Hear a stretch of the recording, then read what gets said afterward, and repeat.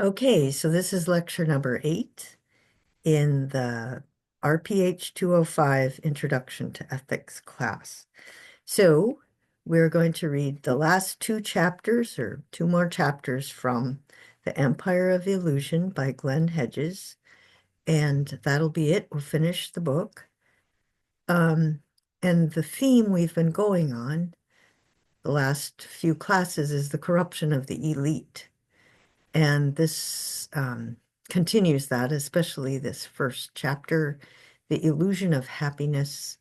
And it's about the psychology, the professional psychologists who have PhDs, they're members of the intellectual elite, and how I think in the last one, we talked about they speak in jargon, they sit in their silos, and they trash the working class people. They have elitism. They think they're so much better.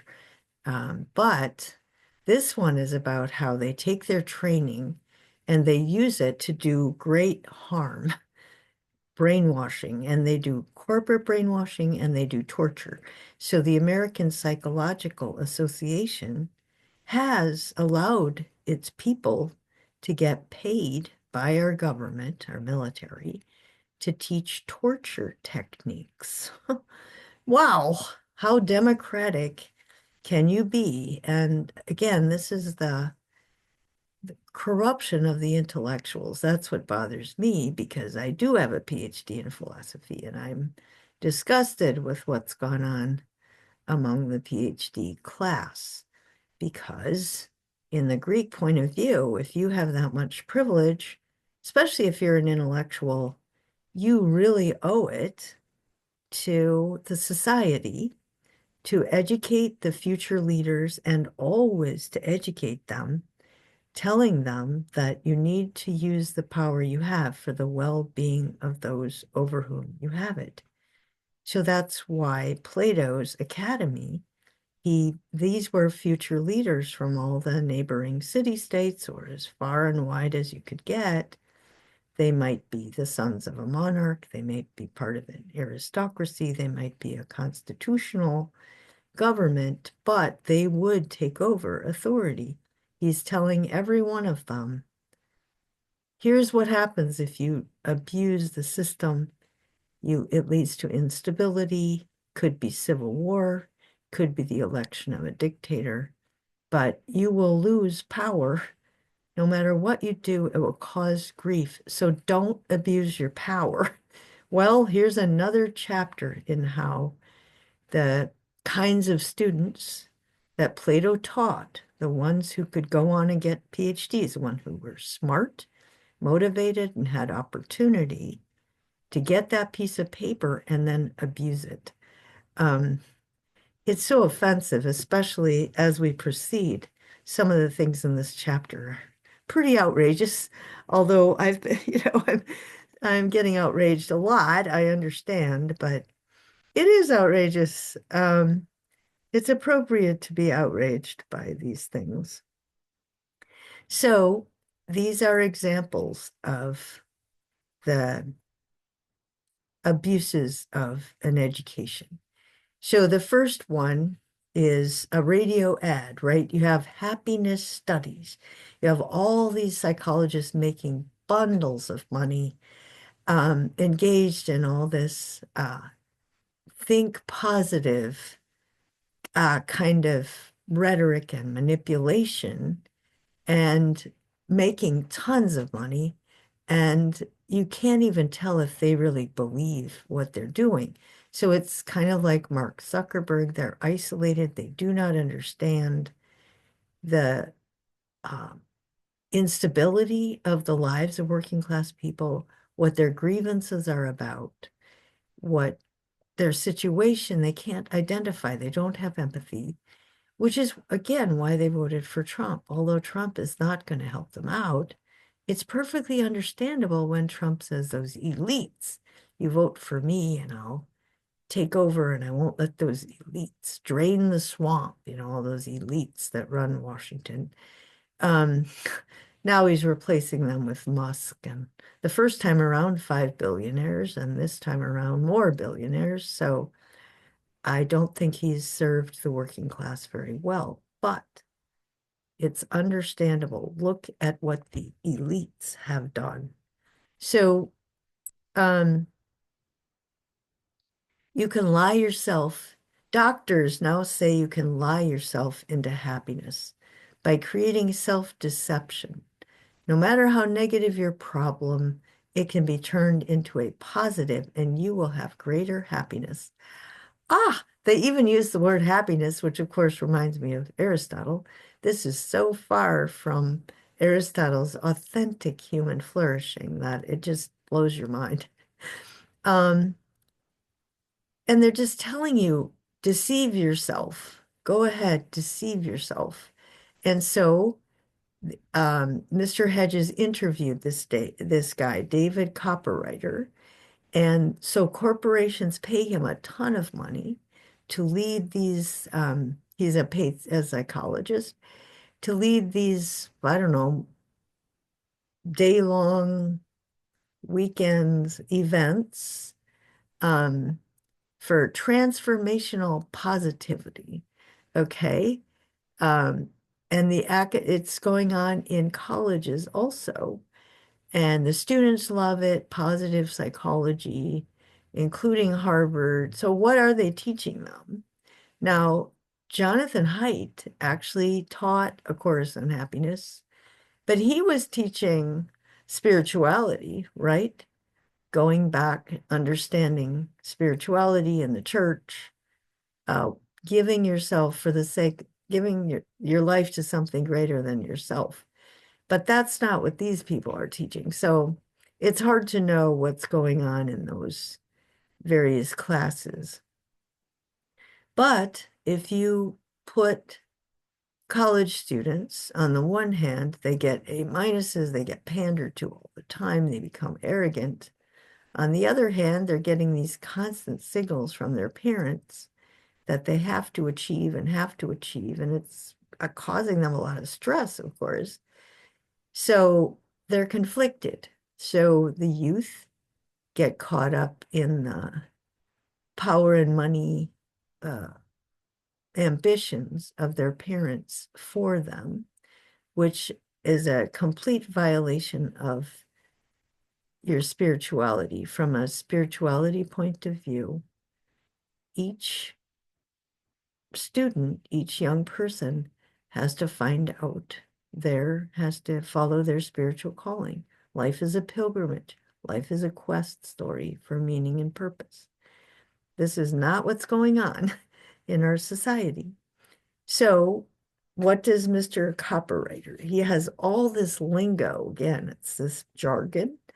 And the Hedges interview with him is really comic, I think, the way he talks about it. Um, Personal happiness comes from corporate profits, Instead of dedicating yourself to justice or beauty or environmental sustainability or something, uh, raising children, whatever. Anyway, you dedicate yourself to the success of the corporation. You give your life to the corporation. You have no separation between yourself and the corporation. It's just like religion. It's a religion, the worship of the corporation. And he says, if you visualize it, you can make it happen. Um, they never ask. You're not supposed to ask, what's the purpose of the corporation? What is it that we're selling in this company? What evidence do we have that the CEOs at the top rule for the benefit of the ruled? Is the wage, are the wages in this company fair? Or are a few at the top get way, way more than everybody else? What about worker conditions? What about um, relieving stress? What about all this stuff? And when I talked about Aristotle's virtues, again, I talked about the political virtues, ruling for the sake of the ruled, having a good set of laws and policies. And I said that that applies to any institution, not just political institutions. So it would apply to a corporate CEO. That's why I taught business ethics, is that you take Aristotle's virtues and you apply it to how to be a good leader in a corporation. And that is not what this person is doing. He's trying to get people to delude, to fall in love with delusions, not to question the corporation, not to think critically.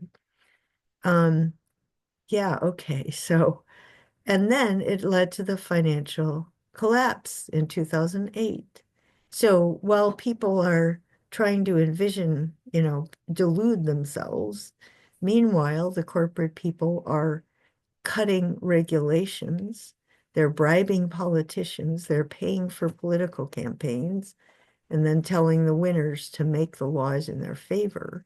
And then finally, the system collapses and the environment, the natural environment, is falling apart because in an economic system, when you do cost benefit analysis and you do what are the costs of making this product and what's the profit margin, you don't include the effect on the environment. It's called an externality. Well, who decided that?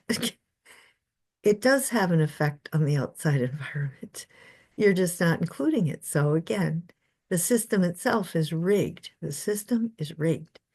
So the reason the Environmental Protection Agency was founded in the 1960s was because corporations were burying toxic waste in the just holes in the ground, and it was leaching toxins and people were getting sick.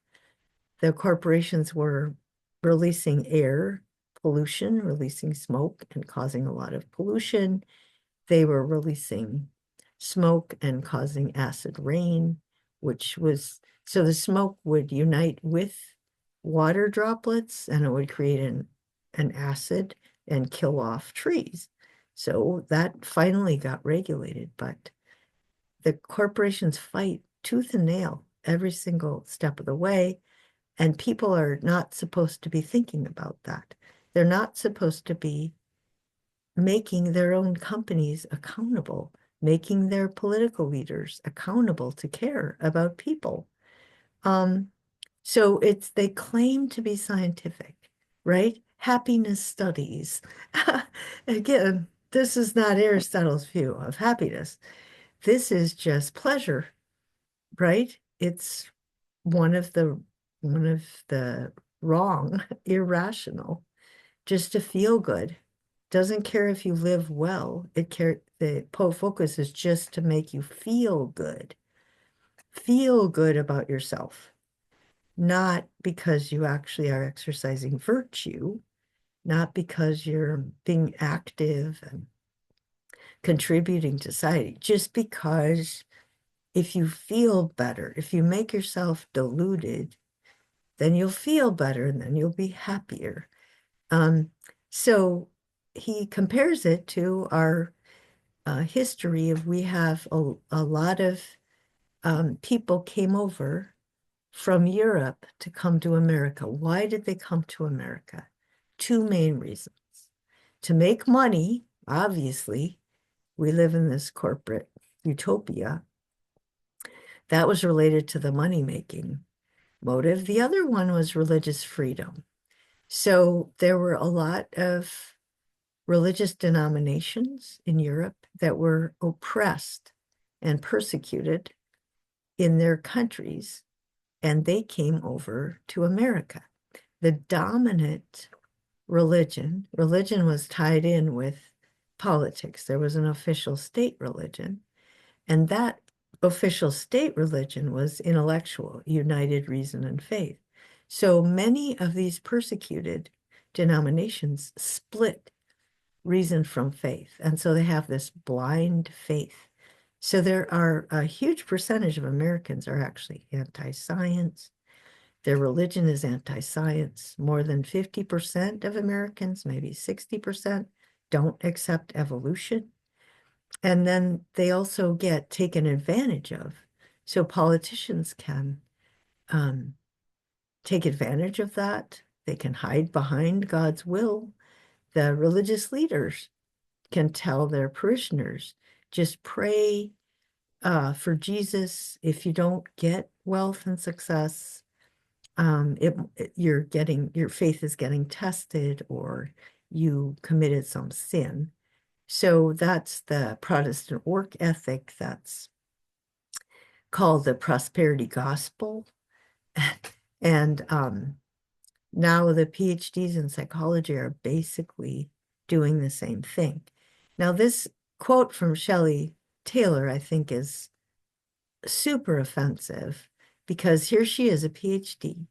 She says, the effective individual in the face of threat seems to be the one who permits the development of illusions, nurtures those illusions, and is ultimately restored by those illusions. Positive illusions are pervasive, enduring, and systematic. There's three types: unrealistically positive views of the self, exaggerated perceptions of personal control, and unrealistic optimism. Illusions are good for people. Think about the difference between this and Aristotle's view of practical wisdom. Practical wisdom involves taking a situation, understanding what the options are, what are your choices, avoiding excess fantasy, too much positivity, avoiding cynicism, and figuring out what's the best way forward to maximize my flourishing, society's flourishing, and preserving democracy-free society. This is just the opposite. The other value that Socrates had is self-knowledge, as opposed to arrogance, thinking you know more than you know, thinking you're more powerful than you are, thinking you're more virtuous than you are. American exceptionalism, we're different. This is exactly the opposite. Illusions. A PhD is telling people to nurture illusions. Obviously, we're not going to have a democracy. She's part of this manipulation rhetoric. She's a sophist in Plato's old sense, right? You just appeal to people's emotions and they'll vote for you, or they'll buy in. And then the other thing that really annoys me about her is she talks about unrealistically positive views of the self. What does she mean by that? It's so offensive. That was what Hedges talked about. The elites have this disregard for the working class people. It's also Mr. Dershowitz. They have contempt for working people. And as I've said, every child that's born has a light, an inner light. They have the light of the mind. They all have a spiritual calling. Even if they run into obstacles, they have a gift for giving back to society because they identify with certain types of suffering and they can get over it, and then they can guide people. They can be mentors and guides for people who are suffering that same type of suffering that they did. So they lead themselves out of the darkness of the cave, and then they lead other people. And so that would be how you would develop a society that's not only a flourishing society, but it's true. I mean, this is the truth, that each of us does have either one best way to contribute or a number of best ways, a number of ways to contribute that's part of our calling and that really helps other people. And this attitude she has is so corrupt. It just takes my breath away. And she makes a whole lot of money on it. And then David Jobling is another psychologist. He said, well, this works for a while. Illusions are good for a while. But then when they collapse, people just can't cope with it. And so they can't interact intelligently with the world. And that's where Donald Trump stepped in. And so he became their savior. He said, I'll fix it for you. Vote for me and I'm the fixer. I'll fix it. And they just believed in him because just like they believe in some preacher who tells them he's going to give them eternal life, or he can tell them what they have to do to be saved, or whatever, because they aren't raised to have the kind of education necessary to make really good choices and to actually flourish and help other people flourish. So that's what happened, the economic collapse and then the rise of Trump. It makes complete sense. Um, Also, the APA, the Psychological Association, they trained psychologists who worked in the military to help teach about torture techniques, government, advertising, public relations, and human management. So it's about behavior modification. It's about control of people, coercion through rhetoric. And this is Mr. Keltner is a Jewish guy. He's Jewish. He's a Jewish psychologist, and he's answering the question, could positive psychology, oh yeah, Mr. Hedges is really wary of this. And he says, don't you realize this is what Hitler did, right? And Mussolini. Every fascist dictator uses this kind of rhetoric. Blind faith, I'll be the fixer. Um, Reality has become too harsh for people. Just believe in me. And they also they they exploit people's illusions. Let's make Germany great again. Let's make Italy great again. Let's make America great again. Let's make Russia great again. Let's make China great again. These illusions about some idealized past, which people tend to idealize the past. It's a kind of regress to infantile, to childhood, because the world was simpler when they were children. Um, and so they want a simple, the good old days, right? Or the fixer can get us back to the good old days. So, um, so Hedges, spots this, and he says, he asked this guy flat out, right, to his face, you tell me that you're not handing people tools that they can use for mass coercion and a real disaster. He says, and he quotes, the motivations of positive psychology are well-founded. We have good intentions. Remember, Mark Zuckerberg has good intentions, blah, blah. Kara Swisher, said a lot of these people were so isolated as children. They didn't understand fear. They didn't understand life. And they don't have any idea what sort of evils they're releasing into the world. So it's the same story, another chapter. Um, I have good intentions, right? That's his main thing. It's not my fault, right? I'm not responsible. The sophists say, I just give people the tools of persuasion and they figure out what they want to do with it. Because Socrates used to ask the sophists the same question. Well, when you're teaching them persuasion, do you also have to teach them good and evil and justice and injustice? Same question. And I know Mr. Hedges knows this. And the sophists say, well, I don't know. I mean, I'm not an Athenian. I come from another city-state. The Athenians know what they want, what their values are, and they pay me to teach their children. So, hey, I'm not responsible. Okay. There are branches, okay, the motivations. Um, there are branches of our nervous system that we study in our lab that are really mysteries scientifically. The vagus nerve, oxytocin, parts of the brain that are involved in compassion. That's our first task. That's the scientific motive of positive psychology, to tap into brain chemistry. Well, that's also the motive of social media, right? To go deeper into the brainstem, to study neuroscience so you can really manipulate people. Um, and so in this one, you manipulate them to feel good, to love the corporation, oxytocin, to love. It's like Jesus, love God, love your neighbor as yourself. But this time you love the corporation and you love making the corporation happy.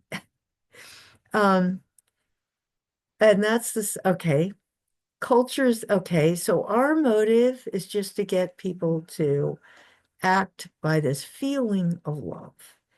And then the cultures and the societies and the communities can take this science and push it in a lot of different directions, which obviously the neuroscientists and the neuromarketers did. Well, then he says, Darwin thought we are naturally sympathetic and cooperative. However, there were a group of corporate, industrial, super rich monopolists, the super rich during the Victorian era, and they called themselves social Darwinists. And they thought minimal government. They thought the economic system is dog eat dog, survival of the fittest, competition. And so that that led very exactly the opposite of what Darwin thought. And so he's just saying, I just give the tools. I don't create the values. Um, so you always have to separate the science from the practice. You can't critique the science based on the practices that follow. Nazism was an application of a lot of scientific ideas that have nothing to do with the science. Okay, this guy is Jewish also, which makes it particularly ironic since his relatives were killed by the Nazis. But that's the issue of liberal arts education, is that the sciences are not morally neutral. They're not objective and detached.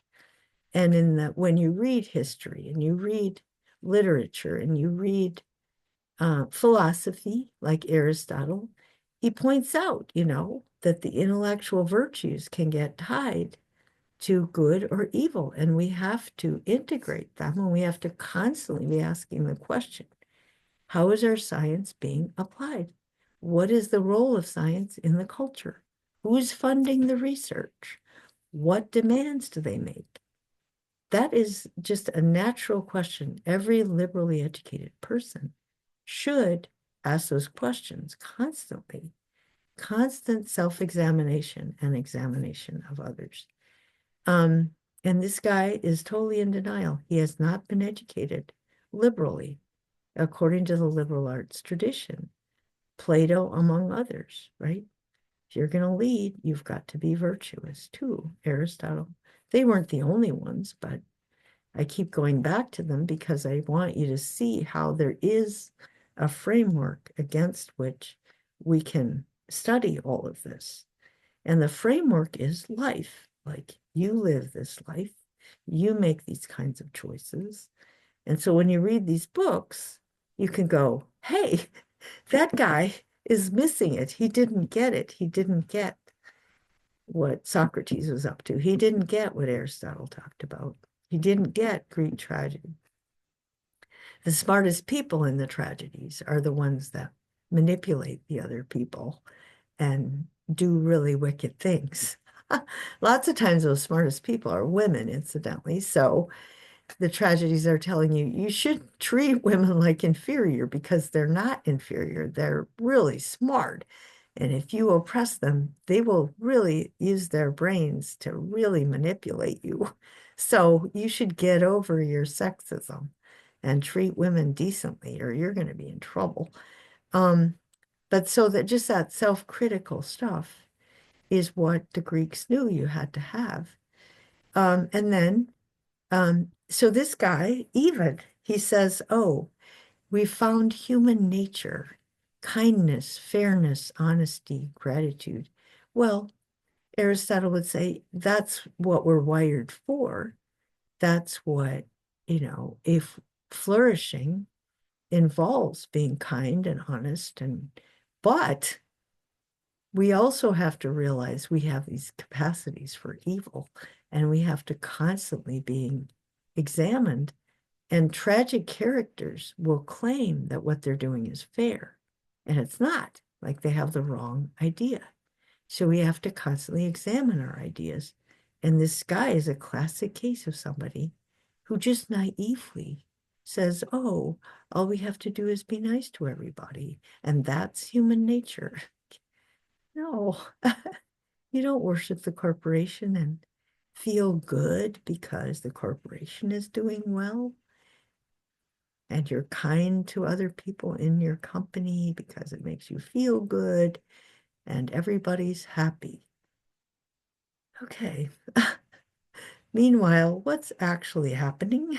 What else are the professional psychologists doing? They lent their services to military and intelligence communities to research and perfect the techniques for interrogation and control, psychological torture. Okay, sensory and sleep deprivation. And that, he said, was much more disorienting and destructive to the human psyche than crude beating and physical abuse. So if you get beaten, these guys are bad, and I'm going to resist, and I'm going to be a hero. I'm going to stand up to this. And they're wrong, and I'm right. But this other kind of torture, making it so you can't think clearly, is leads to emotional breakdown. You can't think, and then you've lost all your dignity. There is a movie called The Lives of Others where people are tortured that way, sleep deprivation, and it's bad, but it's a good movie. It's about Eastern Europe under the uh, communist regime, Russia. Okay, so actually, that movie is about one guy who stood up to the system and did it in a very indirect way. And it's a true story, so it's really good.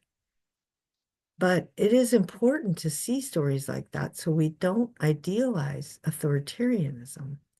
I think we constantly need to be reminded of how easily we can fall into a really primitive level of interaction, and having movies and stories about people and what it was like to live in Eastern Europe, and how, the brainwashing people got. And then the artists, there are some artists trying to speak out. One of them commits suicide. He can't take it anymore.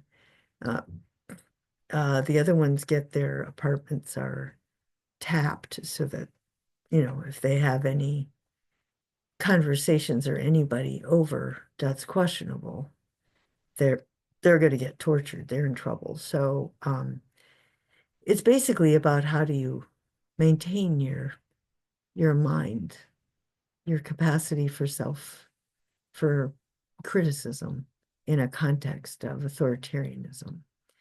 And it is scary, and it should convince us that we should avoid any kind of abuses of power that would lead to instability and the rise of an authoritarian leader to any degree, right? Because it will just cause suffering, unnecessary suffering. So, um, so on the one hand, the psychologists were hired to help US troops resist Chinese and Soviet torture, interrogators. But now, after we invaded Iraq, we used it for the prisoners held in Abu Ghraib, I think that's how you pronounce it, in Cuba. So now we're the torturers, as I said earlier. One of my students just assumed that was true, which is very heartbreaking for me. And psychologists know how to manipulate social behavior. So all these techniques that were originally intended to create a virtuous citizen body. And I'll get into that later with the Enlightenment. Now, these techniques are used by corporations and by the military for delusion, coercion, and torture. So this other psychologist said the most oppressive systems of power, including classical Western colonialism, proponents of globalization, they all use the idea of social harmony as a way to control behavior. Harmony, and I've seen that in psychologists. Some of them have told my students social coercion, social coherence or unity is important. So you have this standard deviation, and you should want to be right in the middle and be normal. Oh my gosh, that's the end of democracy if you don't want to stand out. Jesus stood out, he got nailed on a cross. Socrates stood out, he got hemlock. Muhammad stood out, he got almost killed, chased out of town. Confucius stood out and he got almost killed and chased out of town. Uh, you know, Gandhi, Martin Luther King, everybody thought liberal arts education teaches you to respect. Buddha, are people that were not in that were way outside of the deviation because they were good. They had a lot more virtue than the average person. And our education is supposed to include studying those people so that we can escape from the cave, right? Escape from this propaganda, which a number of your readings already talk about. And wake up, preserve our democracy. We also always criticize China because they do talk about the Great Harmony and they are harmonized. But oh no, that's authoritarianism. But we're doing it ourselves. Um, and it's corporations that do it in our case, not the government. Although now the government is just handmade employees of the corporations. But we make it look like we're free to choose. Okay, you'll lose your job if you don't. You'll be socially ostracized. There's lots of ways to coerce people into doing things that are not in their interest, to becoming pawns in the games of the rich and powerful. So harmony involves you end up censoring yourself, right? Oh, I shouldn't say that. It will disrupt, social harmony. And then you just live in a fantasy world. And that's people escape to social media, they escape to their machines. Teenage boys escape to video games or pornography. Teenage girls live in this world of wanting social harmony, right? Wanting friends and social acceptance, and they just completely give up any kind of critical thinking. So that's been going on, right? It's just social media went deeper into the brainstem and it went to younger people, teenagers. Now we're headed toward 4-year-olds, but it's the same process of destroying the mind or never letting it develop. Positive psychology, like celebrity culture, the relentless drive to consume, the diversionary appeals of mass entertainment. So he's referring to his earlier chapters, feeds off the unhappiness that comes from isolation and the loss of community. So apparently loneliness is another epidemic. I don't know, 6 million, 7 million people are clock in as being lonely. They don't know how to live with themselves. Mr. Dershowitz talks about the importance of solitude, but that's if you have a liberal education and you've cultivated a rich inner life and you have a lot to think about that's worth thinking about. You don't get lonely, right? You appreciate music, you can, but you also go out and attend events in the culture, you exercise leadership. So all those liberally educated people, they wouldn't be lonely. They're engaged in life. So liberal education was really designed to prevent what's happening. And these social science professionals have undermined the goal of liberal arts. Liberal arts is about spirituality. It's not about behavior. And you can join them, but this is the worst of the worst. This kills spirituality and reduces people to just wanting to get along or conform. Boy, that's the end of democracy. So let's hope for the best. And then the other one is his last chapter. It's called The Illusion of America. So, and this book was written 20 years ago. So this would be almost a century ago that he's referring to. Because it's published in 09, which means it was written in 07 or so. It takes a while. So what was good about America at that time, like after World War II, when the economies in Europe collapsed, the developing countries hadn't yet developed. We were going to be the economic superpower. We were going to be the beacon on the hill of democracy. We were going to promote the United Nations and international law and human rights. That was our brand, right? And it turns out it was fake. And we really just wanted power and money, just like the Athenians. They had this brand of democracy. It turned out to be just might makes right. So, but there was a time, this was when I was growing up, there were union workers, I think made up around 50% of the population.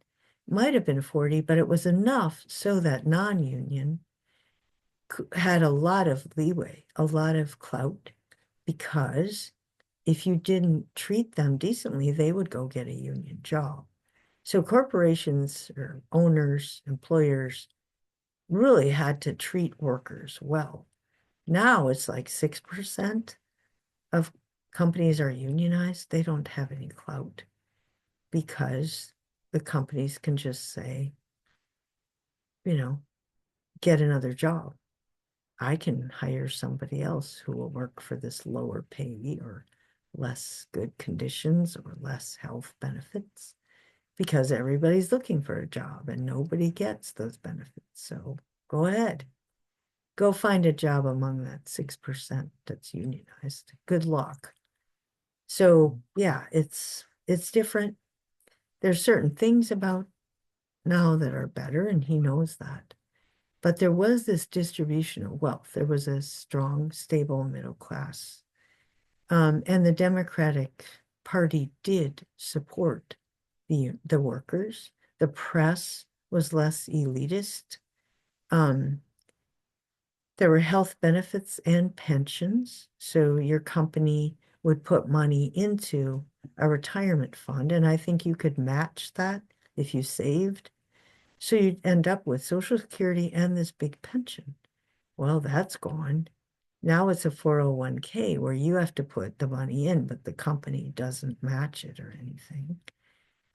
There was public education was better because it was considered a public good, which it is to have a good democracy. We did have, relatively speaking, a good system of public education, and we're losing it fast.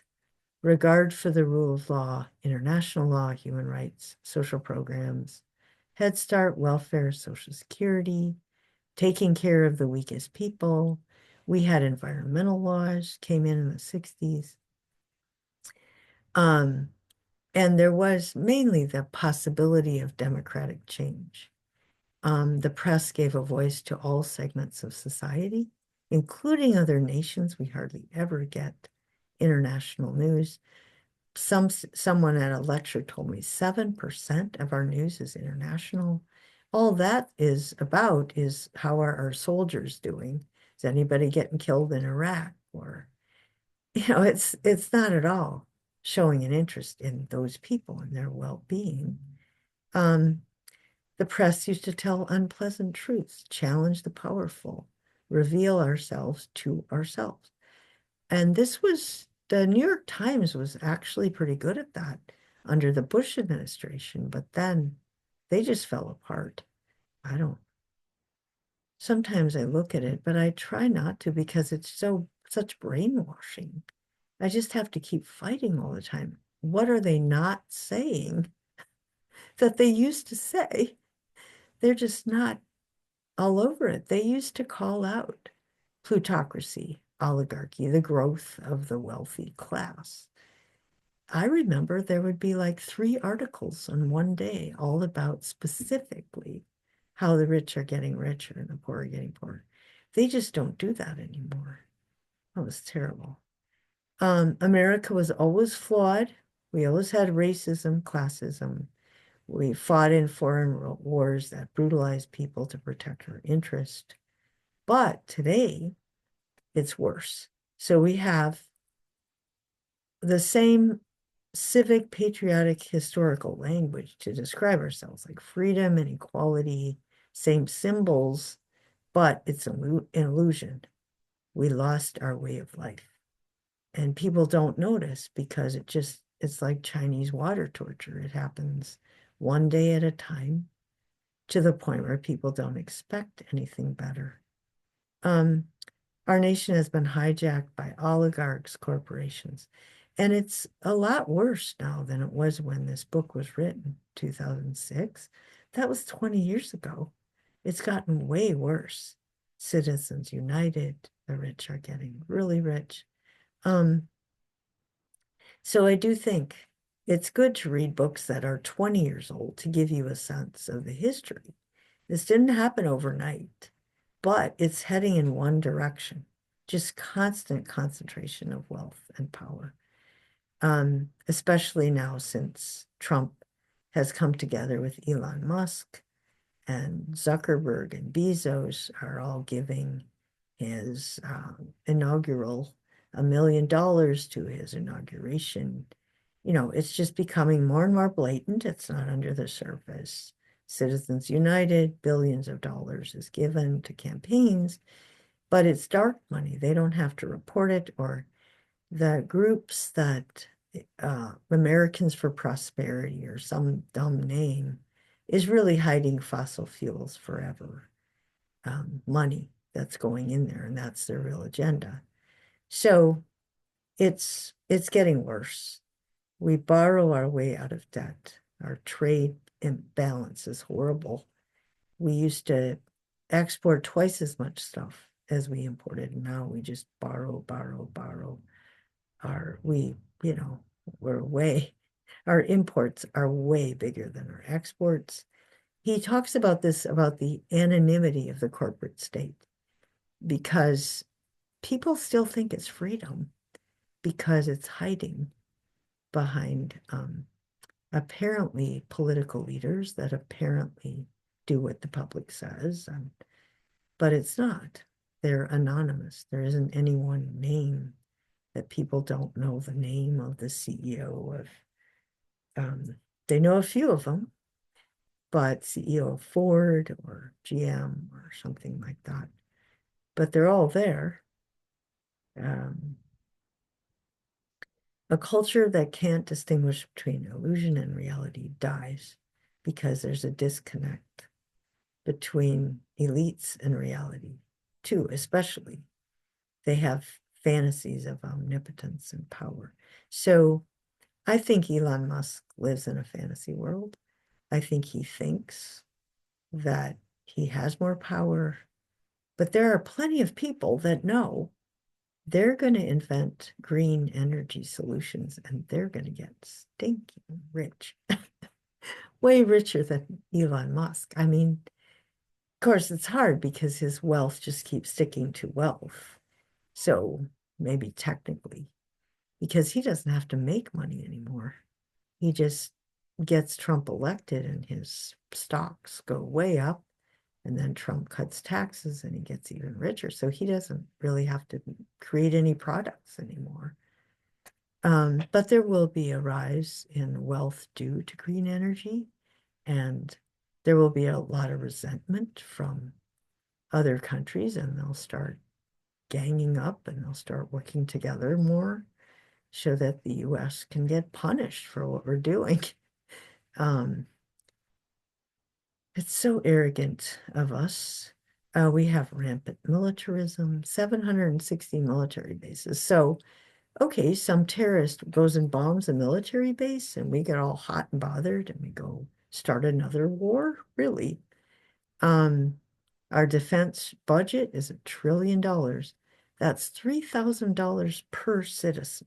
So that means just for military, a family of four, $12,000 tax bill. So a lot of you probably thought you didn't even pay $12,000. Right? I don't know what you think you pay to the federal government, but 12,000 bucks just for military without including any of the other services and needs that we have. Uh, the Department of Labor enforces laws that the Congress makes, because if the Congress makes laws but nobody enforces them, basically they're nil, they don't matter. Department of Labor costs you about 35 bucks a person. They do enforcing minimum wage, enforcing safe working conditions, enforcing whistleblower laws. So you can call out your company for corruption without getting fired or demoted. Um, Unemployment benefits, re-education programs, re-education for returning veterans. There's lots of stuff that I think my students would actually think is good. 35 bucks, right? But it's $1 trillion for the defense industry. Okay. Are we saving the world for democracy? Are our values superior? Does that give us the authority to force our way of life onto others? Same question that Socrates asked, right? That's why we can learn so much from Plato. And Glenn Hedges knew that too. Um, so during the Obama administration, people thought our democracy had been in peril, but it gets worse every year. How will we cope with it how are we going to cope with this? That we have to share power, that other countries are going to get ahead of us in green energy, sell their products, and we're not going to be where we were. And are we going to cling to dreams of a superpower and make America great again and go bombing people or trying to punish people, economic sanctions? Um, People are tired of that, right? We refuse to trade with them, or we use money, the economic system, to punish them in some way.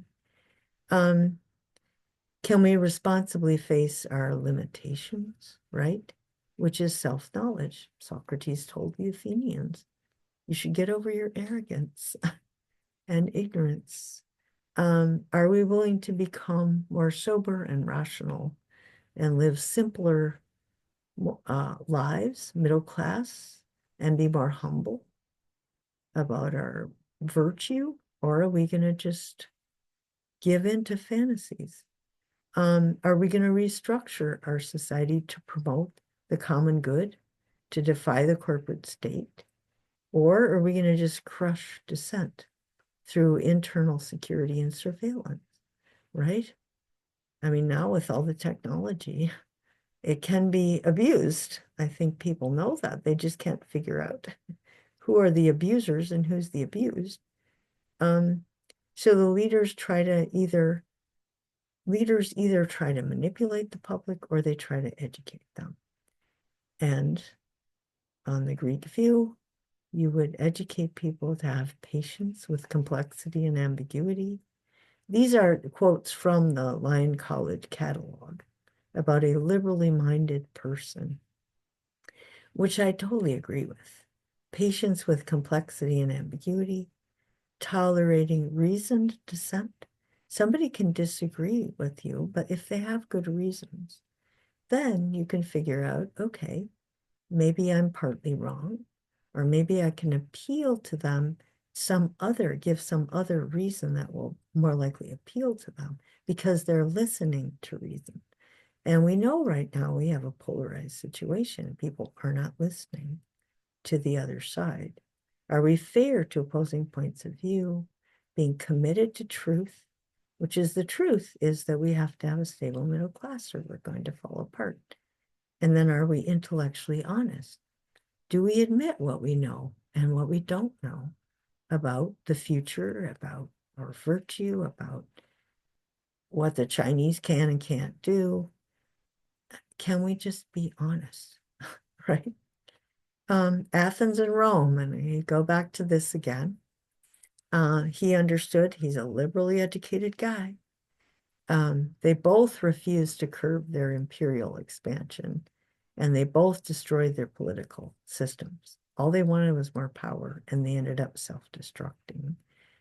Obama, and so this was written during Obama's presidency, and a lot of people are disappointed because he came in with good intentions, but he inherited a corporate military system that he couldn't stand up to. And it's even worse now with unlimited campaign contribution. Our political culture has not fostered democratic consciousness, to put it mildly, right? It's all full of polarizing rhetoric. We have an inverted totalitarianism where it's pleasure that's destroying us. It's not fear. It's not force. It's we choose to distract ourselves and be passive. Could widespread frustration and poverty lead the working and middle class to put their faith in demagogues? Well, that's what happened. They put their faith in Trump, and Trump is a classic demagogue. Okay, political passivity bred by a culture of illusion is exploited by demagogues who present themselves to a submissive population as saviors.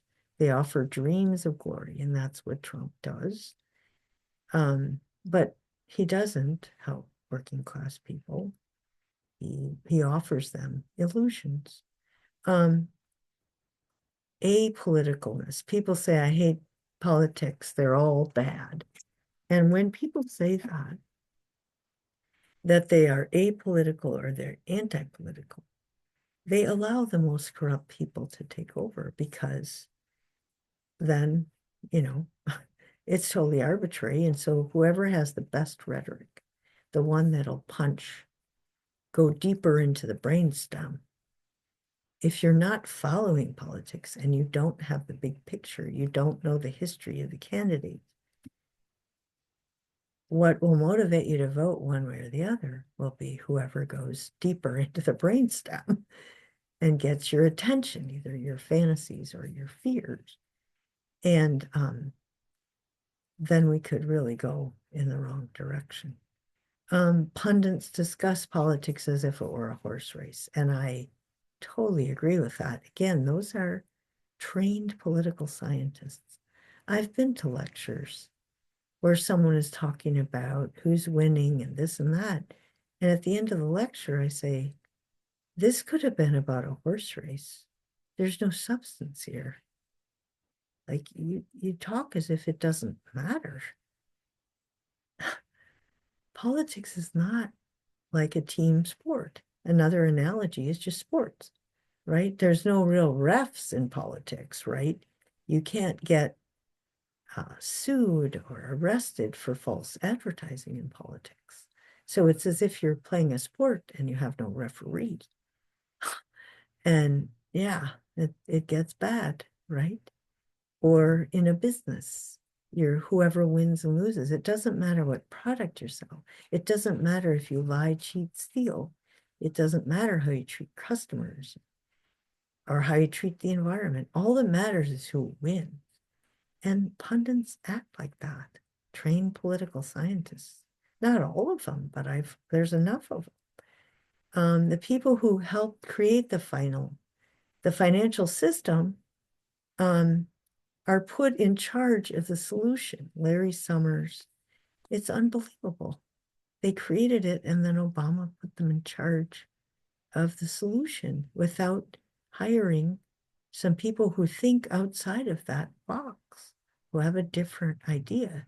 Joseph Stiglitz, Jeffrey Sachs, these people who I think are better at understanding things, they don't get hired. They don't even get listened to. The New York Times will not publish one of their editorials or anything.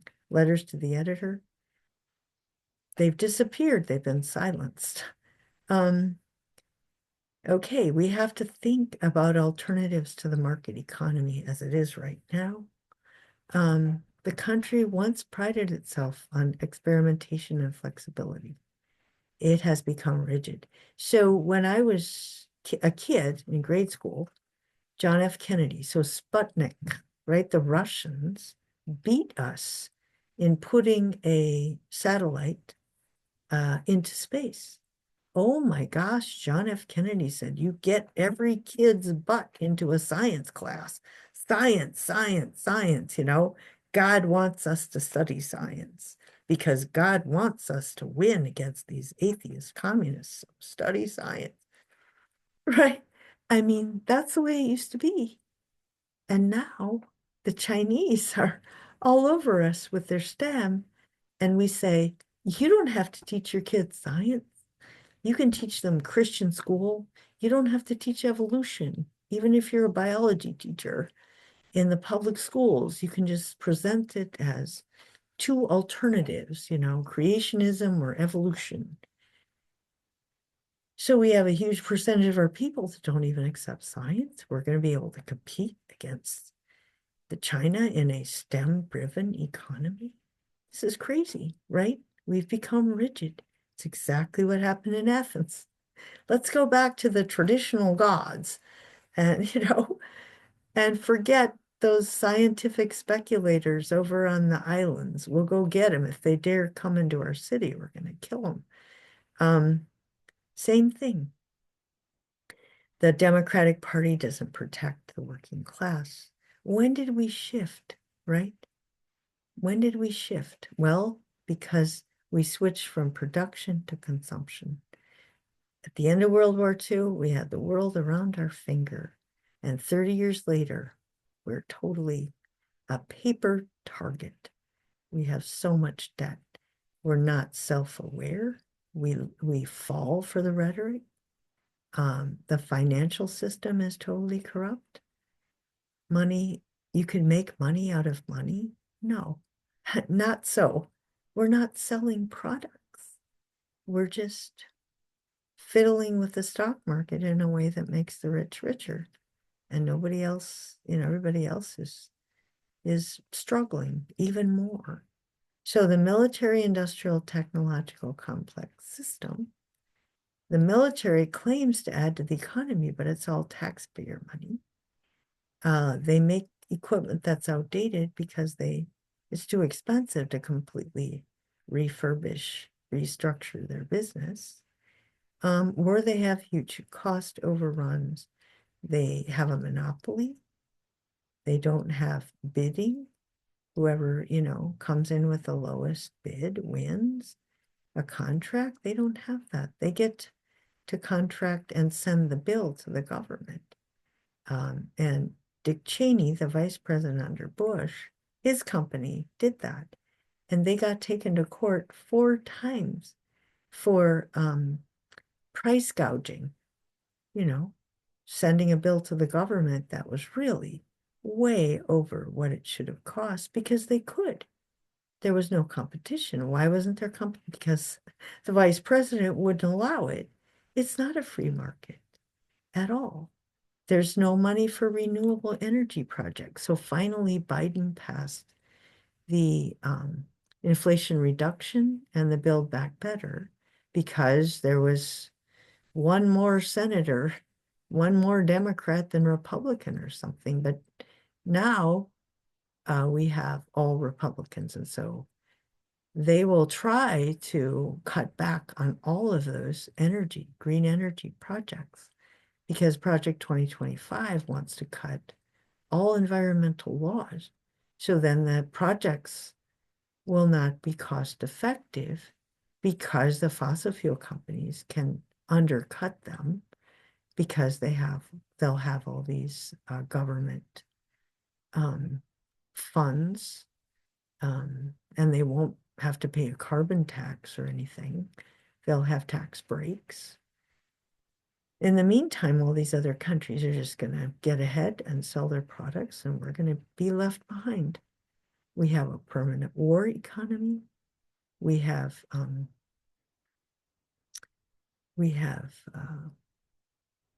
a Pentagon propaganda machine.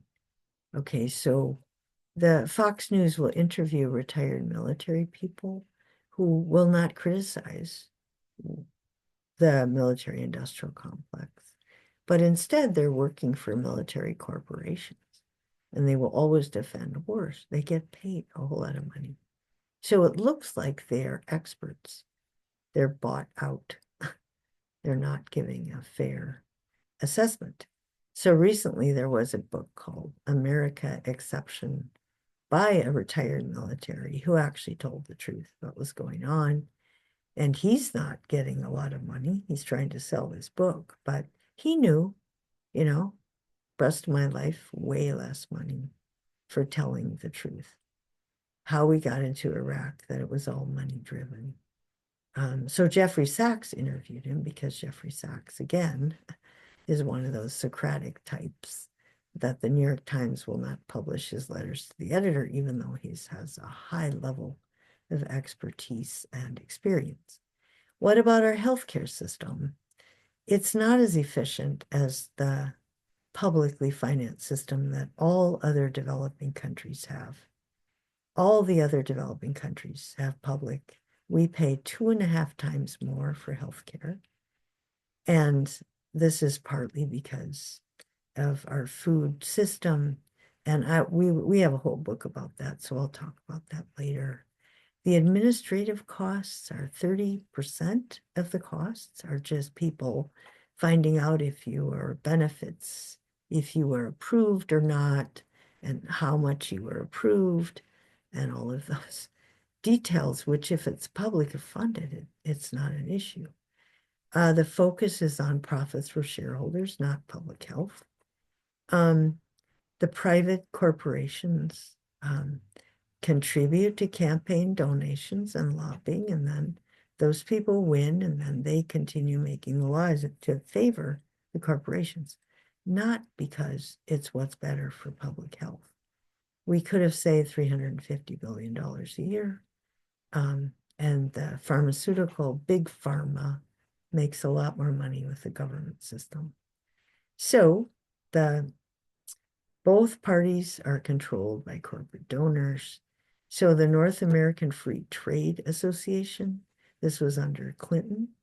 So it was going to be lifting all of these protections on both sides, right? Mexico would lift protections on corn and beans, because they used to have a tariff so that Mexican farmers could sell their stuff to Mexicans without the US coming in and underpricing them.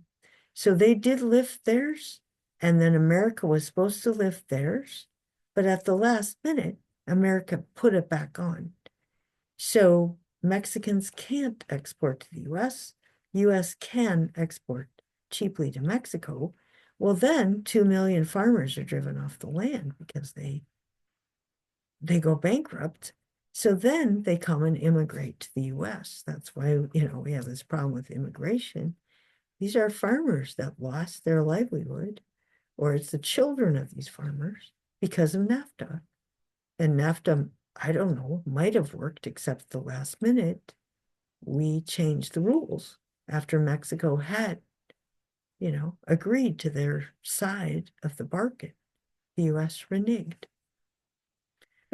Okay, then The US sent companies to China for cheaper labor, and the US workers had to compete with Latino immigrants for fewer jobs.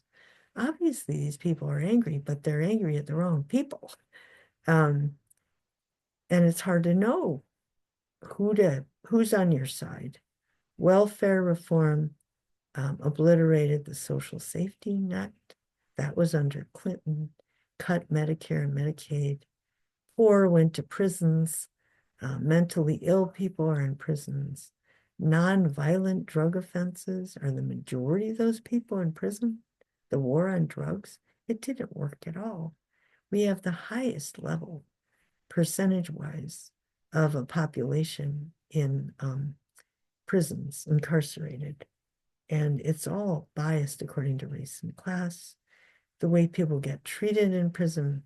If you remember, one of the virtues of a good legislator is how to punish people who violate the laws.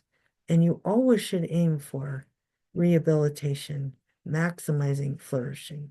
So you have to make sure the people who were the victims who suffered get their just, comeuppance. But you do want to reform those people, send them back into society so they can be productive. This is not what we have. We have a punitive system. People in prisons, a number of prisons are treated like animals. Their hostility of the guards, this is not all of, but we don't care. We don't have a systematic belief that you have to try to rehabilitate. You have to figure out how prisoners can regain a sense of dignity and you have to release them to have with a job and some way to pick themselves up so they can become productive members of society for the rest of their life. The average prisoner in our society goes back to prison 5 more times. The cost of that is ridiculous. Just because we're punitive, we don't care about these people. It's inhumane, it's undemocratic, and it's just driving us further into the ground in terms of our deficit. We deregulated the financial services that led to the meltdown, and the American dream is dying for most people. The corporate state, every aspect of our lives is controlled by corporations. If a corporation tries to promote the common good, the stockholders can sue the managers for sort of instigating their own environmental laws, holding themselves accountable for environmental protection or workers' rights.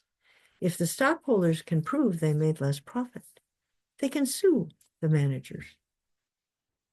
Oh my gosh. So they're designed to make money for the rich with no regard to human life. This is not democratic, right? And I think most Americans don't even know this. Corporations act like psychopaths. They have no empathy, no long-term relationships. They don't have a concern that when they hire somebody, they treat them well enough, the person will stay at the company and have company loyalty. It's just the person who's the most competitive and basically psychopathic is the one who's going to win. They're no concern for safety, deceitfulness. They have no guilt. Refuse to conform to social norms or obey laws. It's just, and that's a book he's referring to. And then Rex Tillerson's pay was extreme. He was the head of, I think, Exxon, and Trump appointed him as Secretary of State. So to claim to drain the swamp, that the rich, Donald Trump, I'm going to support the working class and get rid of those rich people. Well, the swamp is supposedly in Washington. And all right, he replaced the swamp in Washington with private sector billionaires. And so now you have the corporate state is driving everything. And then the last paragraph, what does Mr. Hedges say? That it was Athenian art and philosophy that echoed down the ages to enlighten the new world, including our own society. And hope exists, it will always exist. The power of love is greater than the power of death or fear. It can't be controlled. It's about sacrificing for other people, honoring the sacred, loving what's worthwhile. Love constantly rises up to remind a wayward society of what is real and what is illusion. Love will endure to triumph over the wreckage that remains. So, I think again, this is in a way true to our body chemistry. The oxytocin is the love chemical. It's not attached. It's completely detached from dopamine, serotonin, and cortisol, the other things that motivate us. Love can emerge, and we can just decide we're going to be motivated by love. And physiologically, we can do that. In her book, Strong Man, um, Ruth, oh, I can't remember how to pronounce her last name. She said that she's talking about how authoritarian leaders arise, how they maintain their power, and then how they lose it. They lose it because the opposition starts appealing to love and say, this is not Christ-like. This is not us. We aren't like this. We're better than this. We can care about each other. So people start realizing they're getting abused and they're miserable.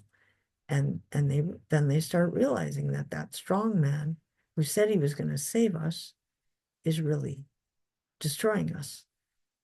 But the opposition says we can go on love. It isn't, the opposition isn't, fighting back at the same level.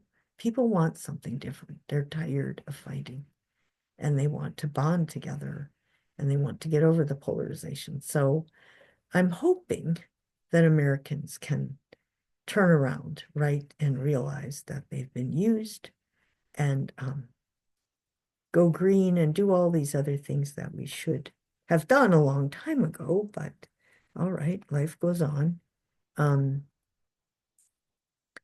And I will have stopped teaching at Lyon anyway by the time the pendulum sort of self-corrects. All right, so the next so that's it for Glenn Hedges. So we have his book, The Illusion of Literacy About Celebrity Culture, Worldwide Wrestling, The Illusion of Love, Pornography, The Illusion of Wisdom, The Corruption of the Universities, The Illusion of Happiness was the corruption of psychology, and The Illusion of America was all the many, many layers of ways that corporations have taken over. This was 20 years ago, too. We have to remember it's worse now. It's quite a bit worse now.